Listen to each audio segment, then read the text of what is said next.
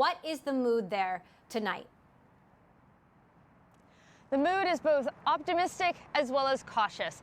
Biden initially said that he was expected to come out and address America, but at this point he's saying that he's only going to come out if he has something to say. Biden spent most of the day today in Pennsylvania. That's a key state for him that his campaign is very much hoping he wins. But there's a number of other swing states out there. Biden's campaign says he has a lot of potential routes to a victory, but it might be a couple days until we actually can say who the next president of the United States will be.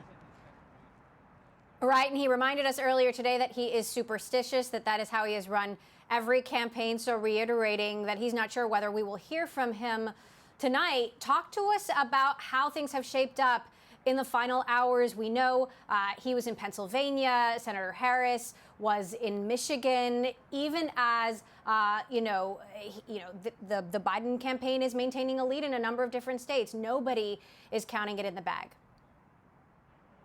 Yes, that's exactly right. Nobody's counting any state as a sure one for 2020, not after what Democrats went through in 2016 when they lost, sometimes by very narrow margins, a number of states that used to be pretty reliably Democratic. This year, they're definitely making an effort to get out, to be there. We've seen the campaigns visit Pennsylvania, Michigan, Ohio, even Iowa, even some like Texas, which usually is not considered in play this year. Definitely had a visit from Senator Harris last week. There is, like I said, that sort of cautious optimism that we might see some good news tonight. There's also the warning, though, that it might take a couple days and that Americans should sort of be cautious if Donald Trump decides to call a victory before we're seeing official results.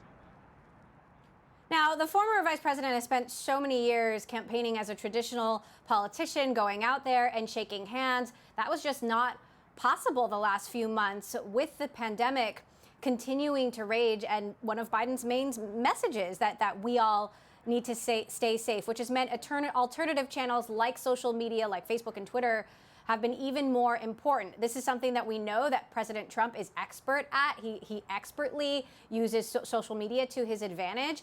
How do you assess Biden's ability to break through on some of these alternative digital channels at this 11th hour?